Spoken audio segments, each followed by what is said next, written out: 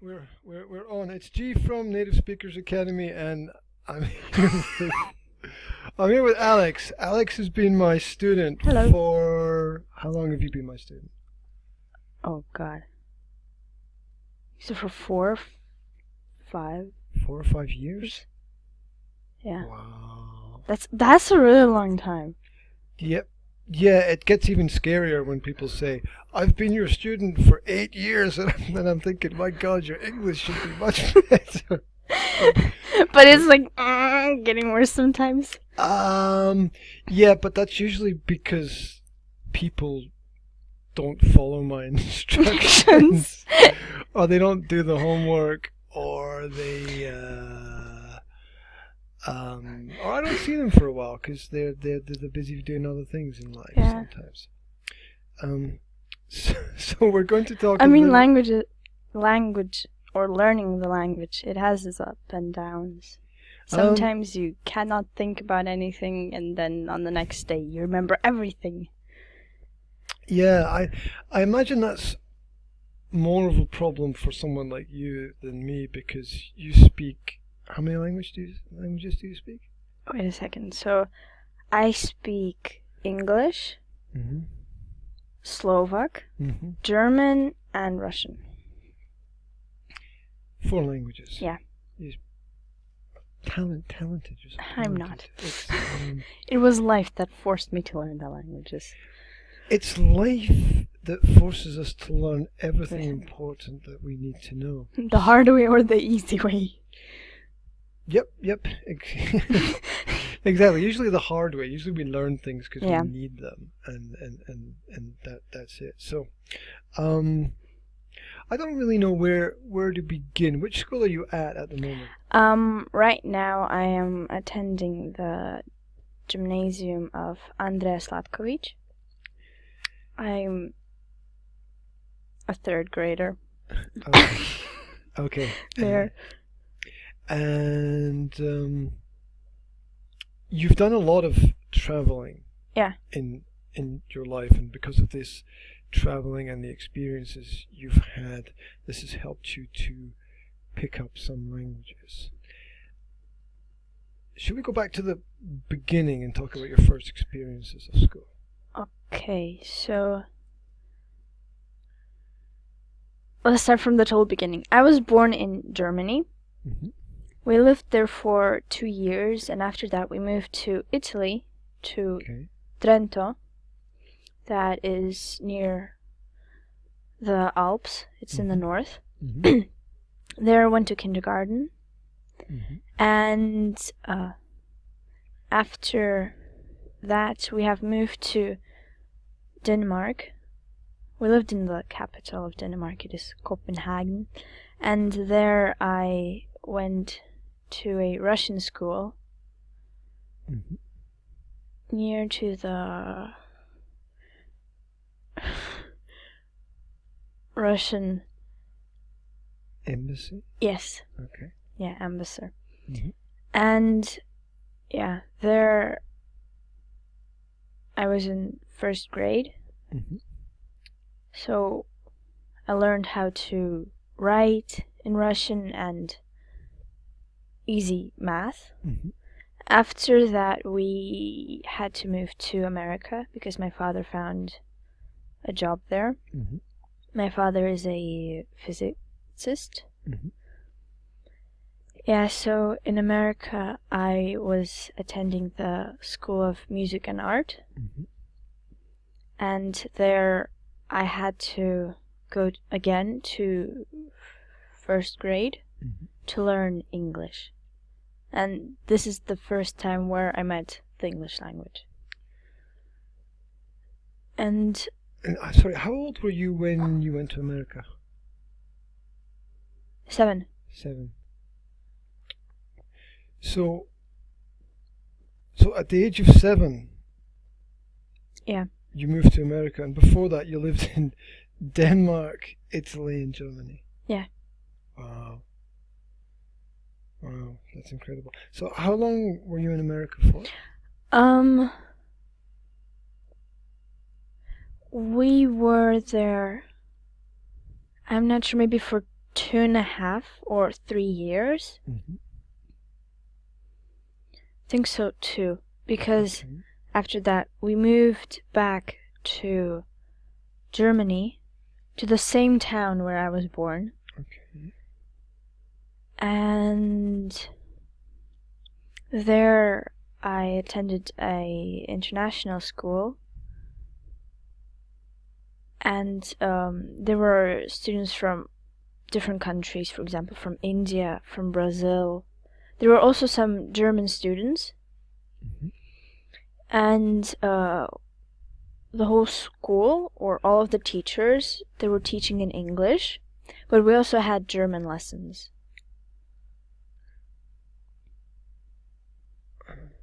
Okay. What are the 4 languages you speak again? No, sorry, my 10-second memory. Just It's okay. Bulgarian. No, it's Slovak, English, German, and Russian. Russia. Okay. Now your family is Russian, Yes. right? So Russian is my mother tongue. German I learned as a toddler. Okay. After that, when we moved to Italy, I also learned how to speak Italian, but I forgot it. Okay. Do you think that if you went back, you would remember some of it, or? I mean, when we went for the holidays to Italy, I understood like phrases and Mhm. words, but I'm not sure. I think so it would take maybe a year or half a year for me to remember and catch up the Italian. Mhm. If someone speaks Italian, do you understand some of it? Yeah. Yeah. I mean, but words. For example, if he says a phrase and very, very slowly, then I would understand it. But if the person would be speaking very fast and I hear a word that I know or I Mhm. remember, then I would understand him. Mhm. Okay. Cool. Cool. So we got to the Point where I was international in school. school. Yeah. So how I learned German was that I was just listening when my mother was talking to people in Germany, and then I read German comics. Mhm. And when we had German lessons in school, the teacher, she would come up and help me with the German. Okay. Because most of the students that attended that school, they knew German. Because, or one of the parents was German, or both of the parents were German. Mhm. So yeah. Okay. And how long were you in that school for? 2.5 years. And then. It was from 4th grade until 5th grade, or from 3rd grade until 5th grade. You know, I get confused when people talk about from one grade to another grade, because from country to country it's slightly different. And when somebody says, I'm in 3rd grade, I'm really sometimes not. Where? Which Yeah. school? Yeah, like, does that mean you're 12 years old or 15 years old, or which system are you in? It's a bit confusing. But but is there a better way to do it? I don't know.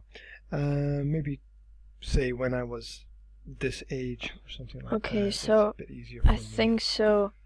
I was, well, from 8 until 10. Okay. So And in the age of 10, we moved to Slovakia. okay. And when you moved to Slovakia, which school did you go to? Oh. The school. No, Oh, it is základná škola Slovenského slobodného vysielača. The abbreviation for this is ZSSSV.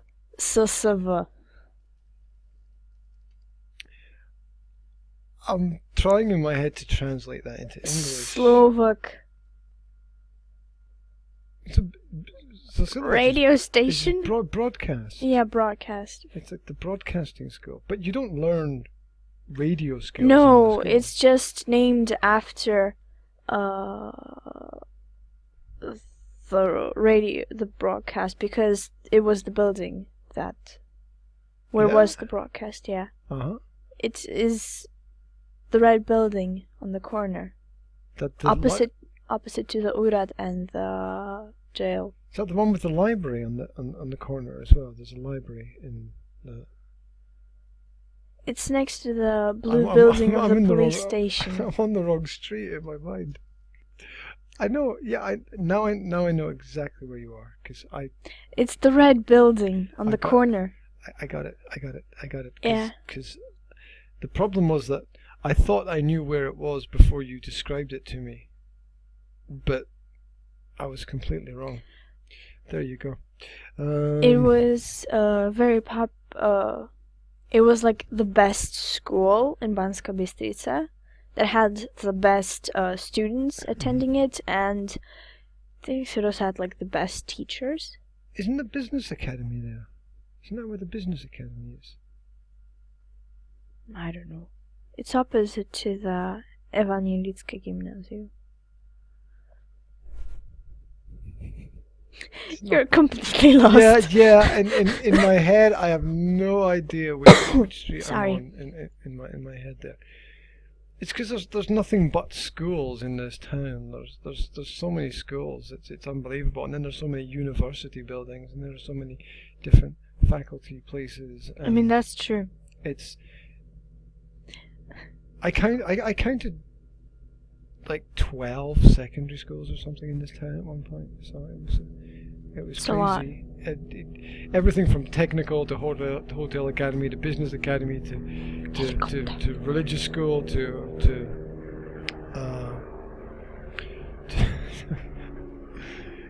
can't talk with the plane flying over. It is a helicopter. A helicopter. Oh, there you go. I've completely lost the plot today. It's okay. Um, It happens to me daily, especially in school. It was when the coffee exploded. That was the end. That was the end. I couldn't focus anymore. Right. So yeah, So you went to what would be the broadcast school. it's cool. It has something to do with the free broadcasting, because The free broadcasting. What's that? yeah, no slovenský slobodný. Is that like Slobodna Vysielač or something like Yeah, that? slobodný vysielač. Uh-huh. Yeah, it has something to do with it, but not really. It didn't. They're not. Doesn't matter in terms of this conversation about that kind of thing. Okay. You went to that school, and then after that school, I am now attending the Gymnasium van der gymnasium. Slak. Okay, so did you go to a school in Italy, or were you? No, too I young? went there to kindergarten. Kindergarten. Okay, so you were in school in Denmark. You were in school in America. America. You were in school in Germany, and you were in school in Slovakia. Wow. And Crazy. from the just a little bit, but nice, because that gives you a world of experience that other people don't have. And I think so it also gave me a different point of view, that every country and every teacher and every student can express what they want in a different way. Yeah, and if you compare that with somebody who's lived their whole life In one town, in one then town and goes to school there, they don't really know what the world is like from another perspective. Yeah, you can get a perspective through television and film, internet. the internet and documentaries and holidays, and but to live is to learn, and to live in different places is really to experience different cultures. I think so. If you travel and experience it yourself, then it somehow like digs itself in, and it's like a part of you. Not like when you learn it from some from the television, for example, and the next few hours you just brush it off and forget it. Yeah, it's in one ear and straight out the other. Yeah. Basically. Yeah, it's part of that experience of you walk into a shop and the products are all different, and maybe the language that people speak is different, and the magazines have different titles on them, and the newspapers have different language. You turn on the TV and the language is different, so that has a big effect when you live in a different culture. The food maybe is different in different places as well. It is. And the habits that people have, what they do in their free time and so on, is also different. So from the 4 languages that you have learned, did you learn them through a formal way of study, or did you just pick them up as you I would say I learned them both ways. Okay, can you expand? So, as I told you before, my mother tongue is Russian. Mm-hmm. So when I was studying in Denmark, in that school we only spoke in Russian. Mm-hmm. So that's how I learned like the basic words that you needed to know. And I learned how to write them in Cyrillic. Yeah, that's difficult with that with the Russian alphabet, right? It wasn't difficult for me. Yeah, but you're talented. Right.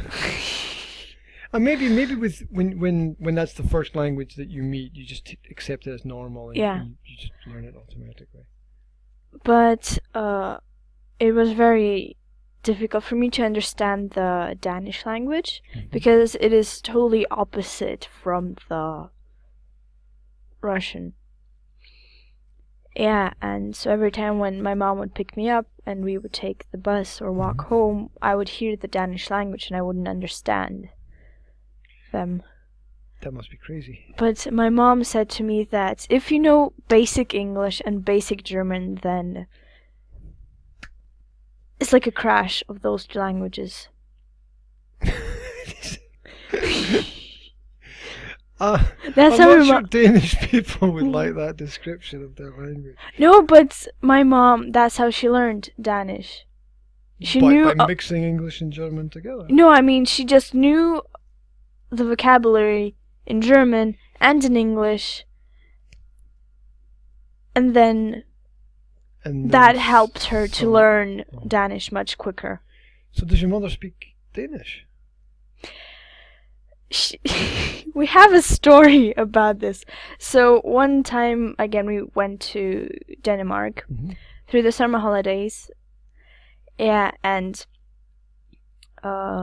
we were sleeping over at my friend's house.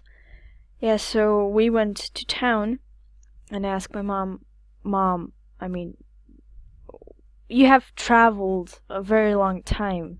I know that you know German, you know English, Russian, Italian.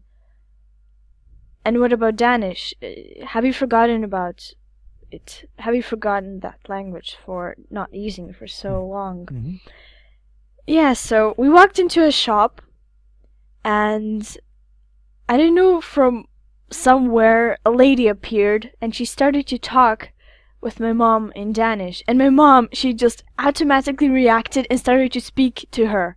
I was just like, I mean, Mom, you never told me that you remember that language. Because usually when we're at home, she says that she has forgotten Danish. She doesn't use it a lot. And that. So how many languages does your mother speak? I mean, the languages that I know plus Italian and maybe Danish. That would be 6 languages. Yeah, it's crazy. That's something like my dream would be to speak 6 languages. Yeah. It's interesting because I've met your mother a number of times, and she's obviously very intelligent, but it doesn't strike me as she would know 6 languages. I mean, you don't think about it. Yeah, she's sort of quiet in that respect. Yeah. Well, but when she starts speaking in English, I mean, you can hear the German, you can hear the Russian, and just. Oh, funny. Yeah, I can imagine it must get all a bit mixed Up. together Yeah. sometimes. And then you live in Slovakia where you're not listening to pure English, Yeah. and so it's going to be affected. And having Russian as a mother tongue as well is going to have some. I think so. The only thing that saves us from remembering German, English, and Russian is that we have a satellite attached to our TV, and so the satellite catches also different TV channels. So also American, British, Italian, also German channels, and yeah, so usually Friday night we turn the TV and we watch German movies. So that's how I remember German. Uh-huh. I mean, I also learned German in school, but hearing German when somebody speaks it fluently is also another way of learning it. And how I learned English, it was very interesting for me because it is a totally different language. It isn't related to Russian at all. So when I first met or heard the English language, I was really interested, like, what are they talking about?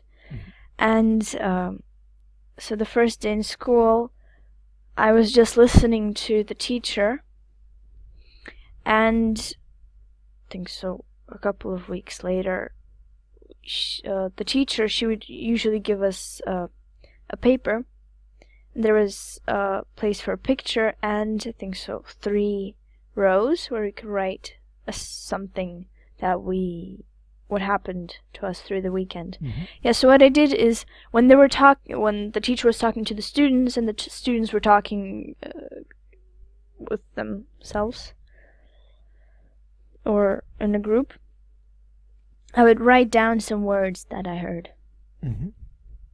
And after that, that's how I learned English, just by listening and writing down the words. Wow, you make it sound so easy, but I know that It is hard. It was very hard for me because at that time I had terrible English pronunciation. We even had a case with my parents. There was a conflict about how to say saw. Saw. Like see and Oh, saw, seen. Yeah. So it was, I think so, 4 o'clock in the afternoon. Yeah, so we had the argument, and I said, you know what, you should say it saw. They said, like, no, you should say it saw. And we drove to school. They came up to my English teacher, or to my classroom teacher, and they asked her, you know what, Alex is saying that you told her that you should say saw with the A longer, that A should sound longer, but we think so it should be said like this. And so she said, well, it is really, you pronounce it like your parents do. Yeah, so your parents went to school to complain? Yeah. They were complaining about my mispronunciation of the word. Which you got from your teacher? No. No? Oh, okay. I just forgot the word. I remember the word, but I forgot how to pronounce it, and I pronounced it bad. Yeah, it's only one word. It doesn't seem but like that's a... And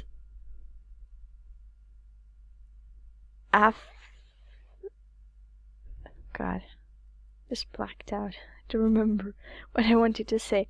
Oh, and my mom, we had an English teacher, or we had a special class that was for students that didn't know English. And the teacher, she would give us special papers, and there would be like words, how to write them correctly, how to pronounce them and that.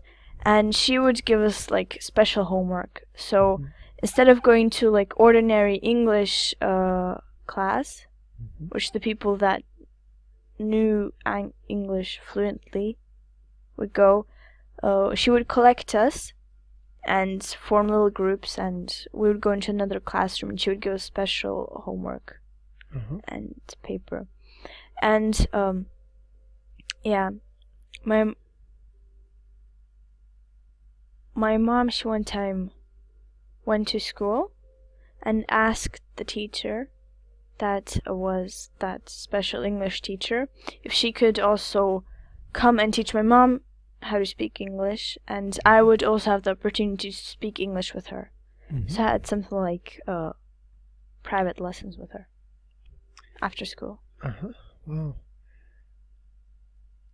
From the different schools and the different styles of education, is there a method for learning that you found which is the best method? Is there one way which is easier than other ways? Go into the environment of the language.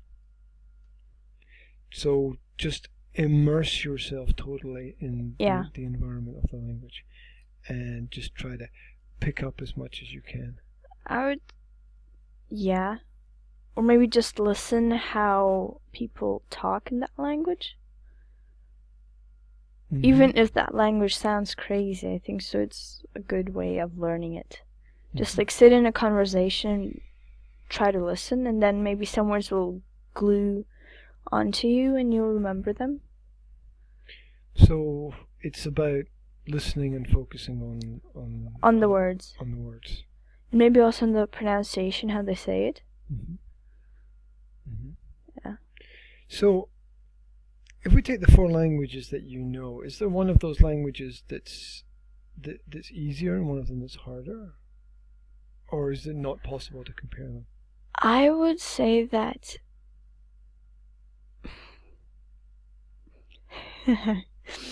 well, because of my knowledge of foreign languages, it is very hard for me to pick, because my vocabulary, as I usually describe it, is like 4 shallow puddles. So that's a lovely description. Yeah, so it is hard to pick which language I know the best, but I would say that I usually, when I'm at home, I usually look up on the internet something in English, or I think about something, and it's usually the English language. But I speak with my parents in Russian, and then when I'm in a group of my classmates, I speak in Slovak, and when I have German class, then I speak in German. Yeah, so that's each language has its own job to do. But I think so the easiest language for me was English, and then I would grade it like German, Slovak, and Russian. Why was English the easiest? English. Maybe it is because that I was in the English speaking environment for 4 years, and that's how I got to gather my vocabulary that I know now. How about switching between the languages? Do you ever have a problem turning on or turning off when you have to speak a language? That's terrible. That's the worst case for me. Because sometimes on my way to school, I listen to different songs, and they're usually in different languages. So for example, yesterday I was listening to a Russian song, and the first lesson was Slovak. Yeah, so when I entered the classroom, I was thinking in Russian, and when the teacher, she asked me something, I was just like, wait, which language is this? Let me wait. Let me reload, recheck. Yeah, so it's like you have to switch. Yes, it takes some time. Or for example, on German lessons or English lessons, usually we have German first and then English, or it's the other way around. So when we go from the English classroom to the German classroom, it takes a very long time for me to start thinking in German or in English. I often think of another language as having another brain? Because I would say another soul. that's interesting. Can you tell me why? I mean, because by the way the word sounds, or the way the person says that word, is different. Mhm. The reason why I say a different brain is because each culture is slightly different. So That's true. the construct of the phraseology within the language usually has something unique to it. Yes, that's true. As well. Even though a lot of studies have shown that almost everybody learns a language in the same way, and the basic patterns of languages are quite similar throughout the world, there's still something absolutely unique about each language and each culture as well. What was it like in America at the music and art school? Cool. There? Oh, I would say that I couldn't fit in. Okay. I mean, people would see, usually the teachers, how they saw it was that my mom would say that I was usually the outstanding one in the classroom because I looked very differently from the others. And what does that mean? You look I different? mean, you look normal to me. maybe, well, it was a school full of Asian kids. Okay, that's changed the picture in my head. So how it was, there was like 5 kids that were white. Okay. Then there was a big group of kids that were Asian, and then there was a middle big group of people that were black. Okay. So I mean, I don't want to say that I'm just dividing the people. I just want to say that I don't know how to you're describe just them. Telling the truth, right? Yeah. About how it was. Yeah, so I was in the class where there was only me and another white girl, and most of the people in the classroom were Asian or black. Does that mean that they had different social habits or cultural habits? That's true. I mean, what I saw, which was very different, was that the Asian kids, they always held together. Okay. And they, for example, there's again a very funny story to it. It was our teacher, she gave us math homework. Yeah, and I was, I think, so one of the students that had it right. And there was another boy, and he was Asian. Yeah, so the teacher said that me and the boy, we had to go around the classroom and help the students with completing the homework, the exercises that they didn't know. Yeah, so the boy, he went somewhere to another table, and I was standing in the middle of the classroom because nobody asked me anything. And then there was a boy. He was Asian, and he was sitting, I think so, next to a little group of his friends.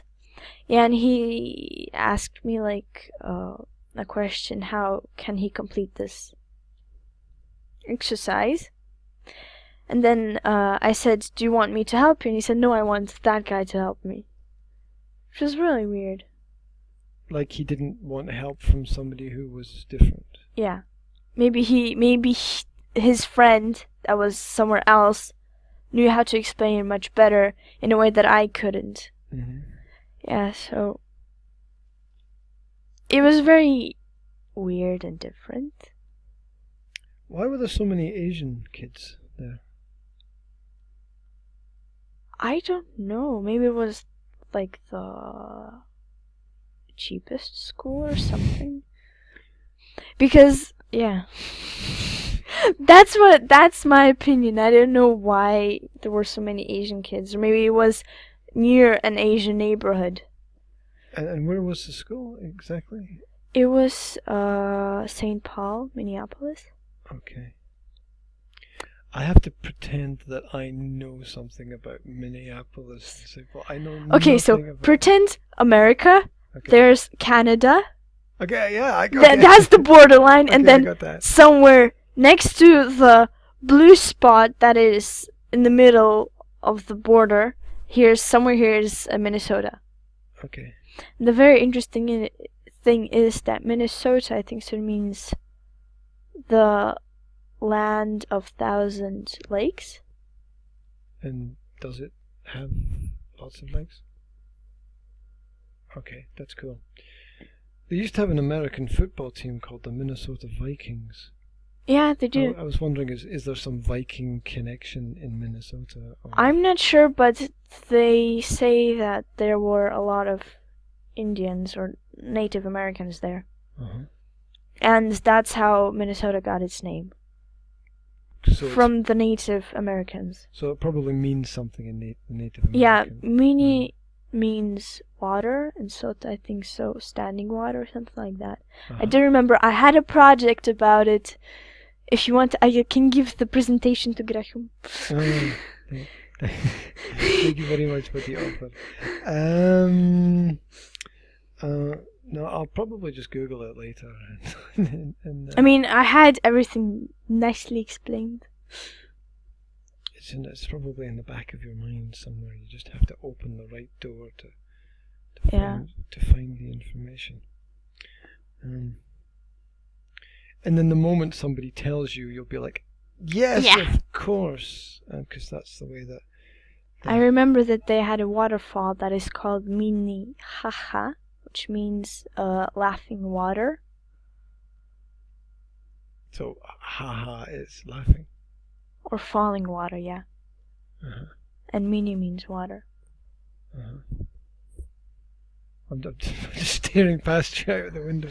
And there was a national park there. I mean, my parents, they wanted to take me there, but we never went there, which is really sad. So, yeah. Yeah, I was going to ask what... We were talking about the Asian culture in the school. Yeah, or the you said it was a music and art school. Yeah. So did you have lots of music classes? We had one music class and we had 2 art classes. And in the music class you were... We would sit in a circle, we would sing songs, we would have xylophones and we would play them. So it wasn't very interesting for me. And instead of going to music class, I went to piano classes. Well, my mom, she signed me up for that. Yeah, it's probably more constructive to go and do to that. music than that.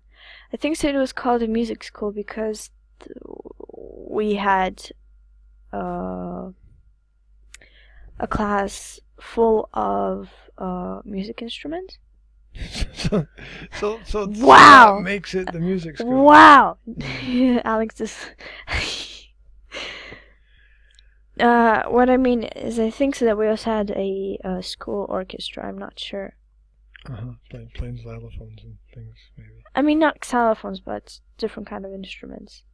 So, we would have clubs like the piano club, the violin club, the clarinet, flute, trombone club, and that. So, I think so that's why it was called the music school, because we had lots of clubs that had to do with music instruments. And we had, I think so, 1 art class each day. And also dance classes. Okay. So we had different gym classes. One of them was dance, and one of them was gym, ordinary gym, where we would play basketball, and in dance we would dance to music. Super. From all the schools that you've been to and all the subjects that you've studied, which subject or subjects were the most useful and practical for you? Wow. I don't know. Maybe the language classes Because you have... and geography. Okay. Okay, why geography? Geography because I was traveling a lot. Uh-huh. I mean, in America we didn't have geography lesson class because I was still in the younger classes where things so they didn't teach geography. But yeah, because I was traveling a lot, and thanks to geography, I how to say exactly knew where the country is. Mm-hmm. Yeah, that is not really a difficult thing, though, is it? I mean, you just look at a map and go, okay, the country's there. I mean, it would take you like 2 seconds to open an atlas and go, okay, I'm going from here to here. Yeah. And then you wouldn't actually learn that in geography class, because, I mean, it would take you 2 seconds to do that by yourself. I mean, I would say I didn't learn it like that. I had a huge map hanging over my bed. Mm-hmm. So when I went to sleep, I would just look at the map. Mm-hmm.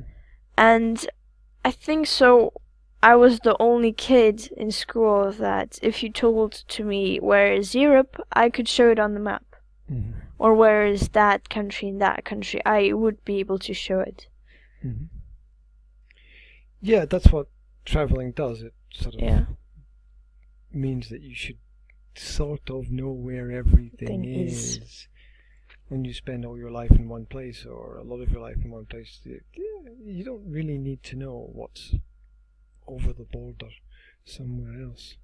And of course, another problem in America is that America is so large with so many things there that people can spend all their time studying everything inside America and not actually get to the end of everything that's there.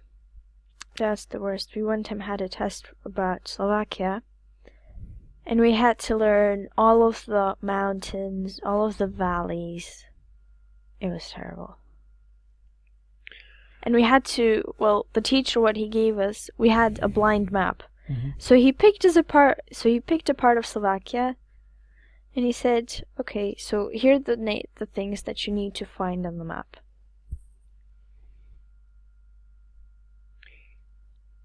Yeah, one of my students told me yesterday that he had a geography test and that he was really happy because he passed his geography test. And I said, and I always want to know more about tests, because I find tests really fascinating, because some of them are challenging and useful, and some of them are completely pointless. And so I said, okay, tell me about the test. What did you have to do in the test? And he said, well, we got this blank map of Slovakia. Yes. And we had to mark on the map where the different towns were. Yep. And I think maybe also the mountains and rivers and things. Yes, that's what we do. How completely useless a test is that? Because I wouldn't say that it is useless. I would say that if you remember it and you don't have, for example, a map or an atlas right in front of you, and they say, okay, I come from Bardejov, then you exactly, or not exactly, no, but you know in which part of Slovakia it is.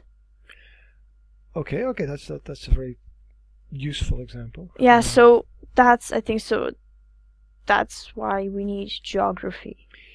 Yeah. In some point of view. I sort of get the feeling with modern technology, though, you just sort of, you go to Google. Okay, Google. Yeah. Find. Yeah, okay, Google, how do I get to blah, or where is that place? And Google shows you where it is. Yeah. And so you don't really need that information. But I think so it is much more exciting when you have like a pop quiz in geography.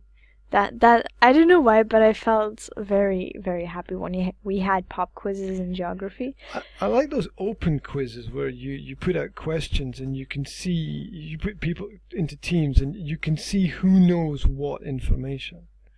And that's kind of interesting. Because one time we had a quiz.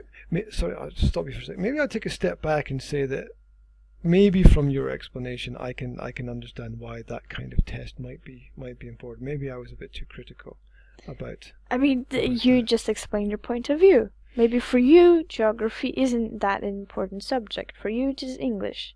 Maybe for me, if I want to travel and I want to explore another country, it is much easier for me to remember in which part of the world this country is. Yeah, it's maybe good general knowledge information to be able to select where things are, because then you can create a better picture in your head of the things world. Like, like that. Maybe you're right. There was a very interesting pop quiz. So and then it can be funny when people mark the things in the wrong places. Yeah, so we had a very interesting pop quiz, and it was that we had a picture of the borderline of the country, and we had to guess which one it was. Okay. I love those kind of quizzes. I don't know, it's very interesting. And you can use your imagination, because sometimes when you see a borderline of a country, for example, for me, when I look at England, or when I hear the word England, or Britain, or United Kingdom, I think of a kangaroo. Because when you think about it, I explained it to you earlier, that Scotland informs a head of a kangaroo, and if you look, there is the body, or Britain, it looks like the legs and the tail of the kangaroo, which is very interesting. Yeah, well, I do this lesson with students on the weather, and we do European weather forecast. And one of the questions for the students is the countries are numbered, but they're not named. And so the first thing is the students have to say, country number 1, what's the name of that country? And I'm telling you, 8 out of 10 students. No, it's not 8 out of 10. That's not true. 50%. 50% of students have a big problem.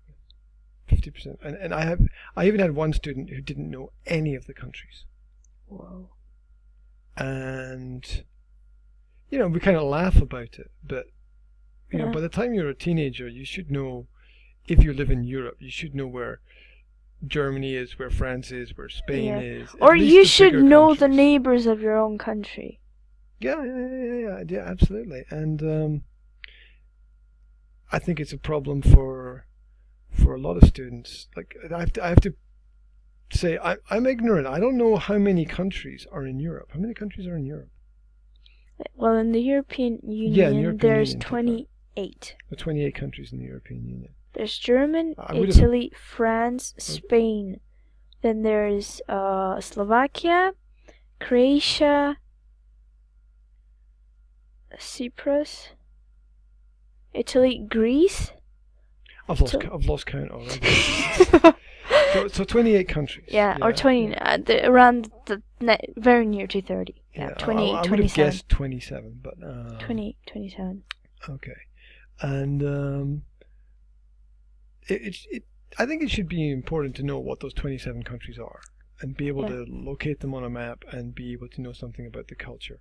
And I think that's something that is, from my knowledge, doesn't actually happen. I don't think people actually learn those things and learn that information, which is a bit sad. But then you can argue about what's important to learn. I mean, I think so people should find out what is important to them, and then use that passion and knowledge that they know about the things that they know to lead them. Yeah, but that's hard if you have to study, say, 8 subjects. Let's take an average 8 subjects in school, and in one of them is a passion. So what are the other 7? Just things waste of time. Basically, yes. At that point in your life, yes. It doesn't mean that they're not going to be important later, but if you want to spend time studying and learning something and you can't, it's such a tragedy that you can't spend more time doing something that you like. And not all things will be interesting for people forever. Don't kick the cable. I didn't kick. Don't kick my cable, because then it goes on my back. Standing on it. What are you doing? You're standing on it. I'm standing on it. I told you. Standing on my own cable. Oh my god. There's just like that awkward silence, and two people are whispering when they have microphones in the. No, you're not standing. Well, I told you after the coffee exploded today. That was it. Everything went wrong. Yeah. I understand you. Yeah, and Today I fell asleep in the afternoon. I wouldn't believe that because it never happens to me. yeah, but I imagine you're tired when you come home from school, right? I didn't get enough sleep yesterday. Because? I was doing German homework. I had to write a letter. Well, that's interesting because sometimes students get so much homework that I wonder how they manage to find time to do it all. I mean, That's crazy. I would say that the best way to complete your homework is do it right after the lesson that you had it. That's what I do on math, with the math homework. I just like sit there for 5 minutes through the break and complete that crazy math homework that the teacher gave us. And then I go, done. I think that's a good idea to do that. I think you're also in a minority of students. Because that way, I mean, you remember what you did on the subject. Yeah. And you do it. Isn't there a possibility that, like 3 or 4 days later, or when you come back to that subject again, that you might? That is the possibility. But I think. Because that's like when I have students who have. Sorry to interrupt. That's like when I have students who have. It's like reading, and I say, okay, let's discuss the reading. Tell me what you can remember about what you read. Well. And then the student says, well, I read it 5 days ago, and I can't really remember much about it, and I have to accept it. I mean, I found a big difference between the Russian school system and the European school system. Well, my cousin, she lives in Russia and she studies in a Russian school. And what kind of homework they get? Well, they have books from which they can learn. Here in our school in Slovakia, we don't have books from which we can learn. What does that mean? You don't have books that you can? I mean, we do have books, but the school doesn't give us the books. For example, books stay in school. That are for the school and for the students. That the school gives to the students. The students can't take the books home. They can take the book. They can take the books home, but we don't have the books. How can they take the books home if they don't have Okay, so in the beginning of the school year, you get a amount of books. Okay. Yeah. And the most subjects that need a book is, I think so, math, physics, chemistry, biology, and geography. Okay, so this year we don't have geography. We do have biology and we have a book. But we don't have a book for math and physics. How do you learn without a book? That's true. So the teacher, what he does, he shows a presentation on the lesson and then he says, okay, write down this one exercise and then the next lesson we're going to, well, go through it. How it is done in Russia. In Russia, they give you a list of books that you need to buy. You go into a bookshop, you buy the books, and in the beginning of the school year, you bring them to school. So and for every subject, they have their own book. For math and physics, they have these kind of thick books for every grade. Yeah, and what they have a text of explanation about the theme or about the subject that they're going through on the lesson. They also have like exercises that are explained how you should do it, how you should count it. There are, for example, 2 ways of counting it, there are 3 ways of counting it, and that. And then when at the end of the explanation in the book, they have, for example, 10 or 12 exercises that you can do by yourself. And they don't have it here in Europe. So in Europe, they give you just one homework, one exercise, and in Russia, they give you a whole 10 exercises. Mm-hmm. So you can see and you can learn it all by yourself, and then they also check it on the lesson. So I think the Russian school system is somehow winning than the European Yeah. in explaining the subject. Because every time when I come home, my dad, he says, "Okay, Alex, what did you do?" And I open him my exercise book or notebook, and then he says, "Oh my God, close it immediately. Here, take this Russian book, read it, do the exercises." Because they don't explain it here. Well, it's good that he takes an interest, because a lot of parents don't take an interest at all, and they just leave everything to the school system, and then they wonder why things don't work perfectly. You okay there? My ear hurts. Your ear hurts. Yeah. You can't hold the mic because it goes if you hold it, and it has to be the same distance constantly away from your mouth.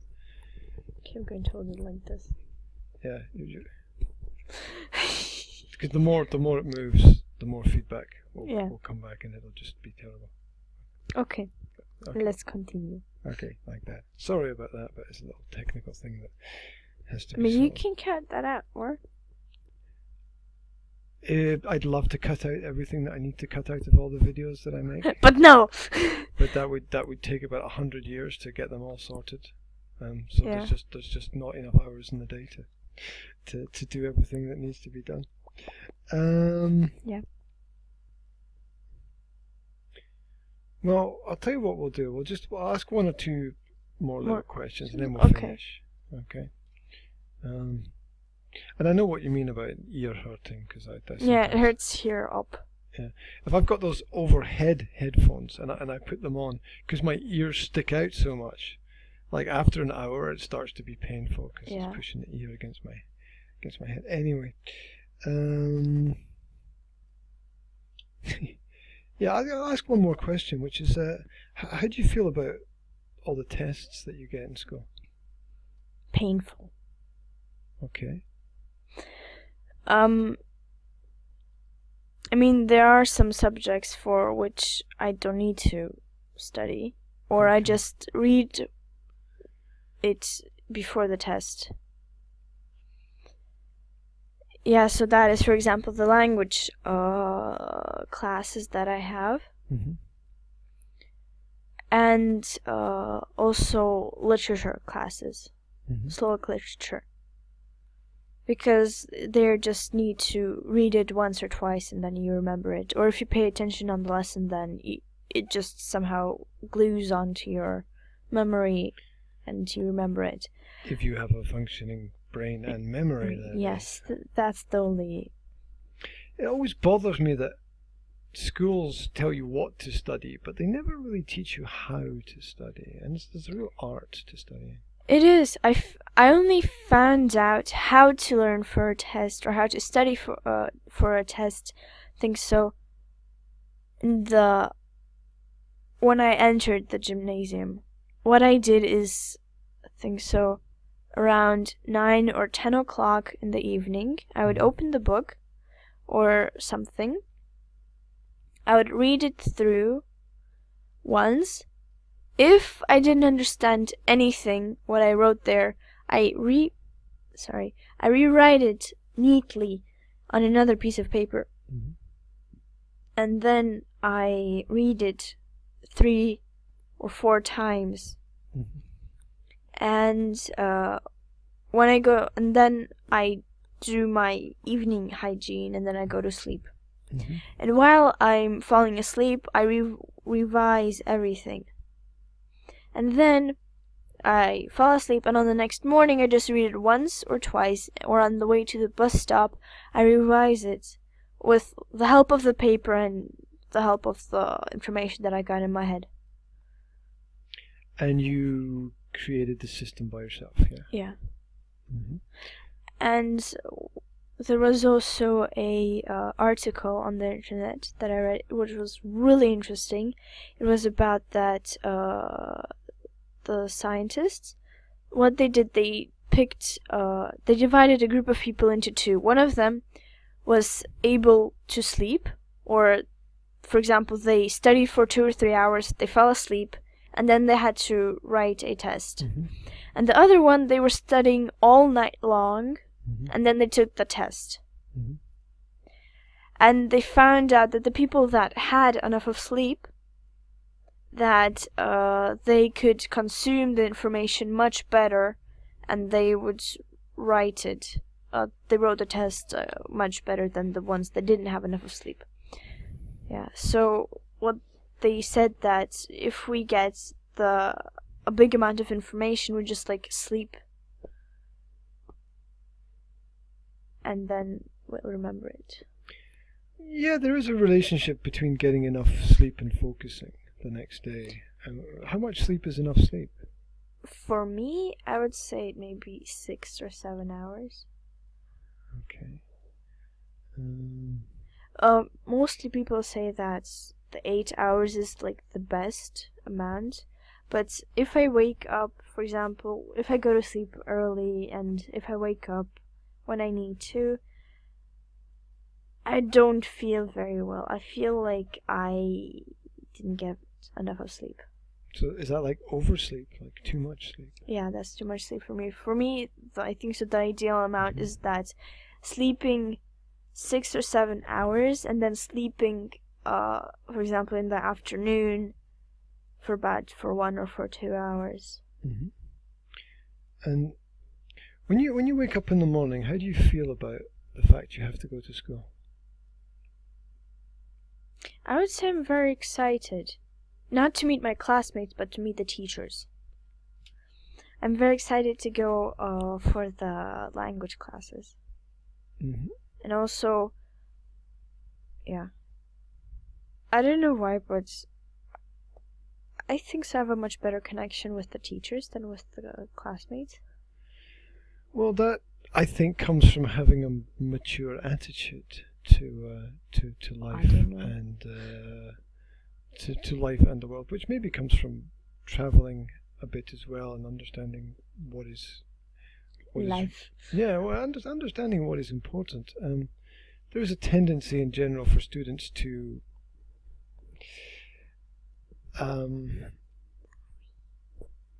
not grow at certain times when they should grow, because they are trapped with their peers, and when everybody is in a horizontal relationship, there's no one to learn from, because learning is a vertical relationship. So the reason why maybe you enjoy a positive relationship with the teachers is because it's a vertical relationship. Yes.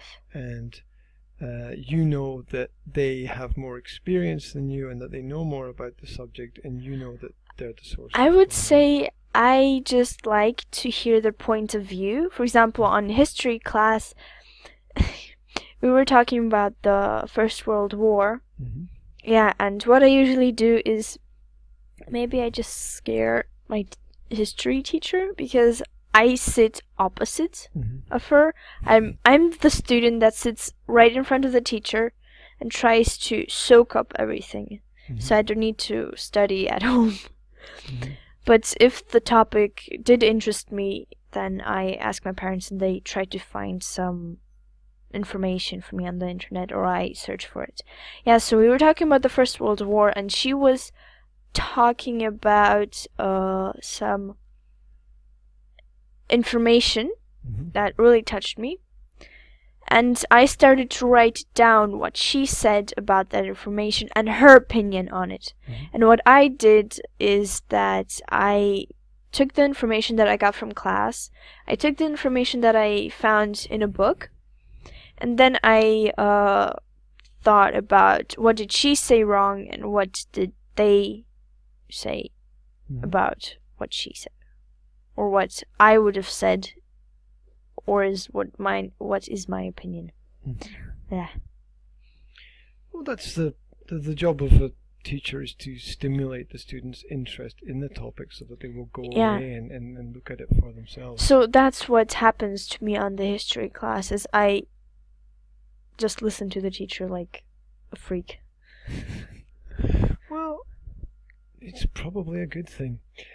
A final question: how much do your parents help you with your work for school? I would say physics, chemistry, and math. That my dad helps me really. He's a savior. Because, yeah. Well, how would it be without that help? I would fail. Okay, so your parents' help is the difference between success and failure in some subjects. I would say I wouldn't fail, but I wouldn't understand it that well. Because what he does, he finds different articles in different languages. For example, if he finds an article about math in a very interesting way, and it is in English, then he's going to give it to me, or it is in Russian, or it is in German. Yeah, so he also helps me with revising my languages and also teaching me something new. That's cool. Yeah. So, I think we've reached the end point here. Thank you very much. It's an hour and 6 minutes long! Wow, that's a very long and tiring conversation. Don't play with the mic. Don't play with I'm not playing with it. Yeah. It moved. It moved by itself. My apologies. So I want to thank you for sharing your information. Thank you for asking the very interesting questions. As always, I say to all students, the student is the client, the student is the customer in education, and I think it's very important that the schools and the administrations and the parents all check that the students are getting what they need and what they want from their education, and I think that that's missing a lot of the time. I think so. Also, the students also has to have the interest in studying something interesting. Yeah, it's different for everyone, and that's one of the big problems. Just throwing 30 students into a room and expecting them all to live. Yeah, survive is what they end up doing. Is a slightly unnatural way of progressing. And he says as I'm losing my voice here. It's slightly unnatural because we don't do that in the real world. We learn it the hard way. Oh yeah. We sort of follow our own path, course and path.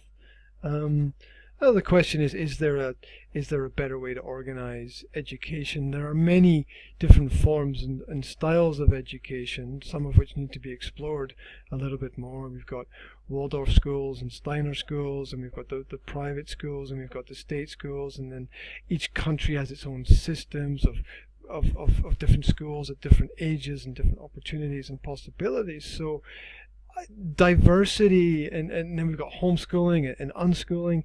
So diversity in education is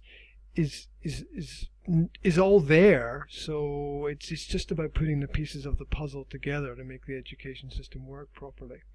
Or the best education system. Yeah, and so everybody can get something. Yeah, and we all go through it. So we all have that shared experience. So we should all be able to solve that problem. The problem.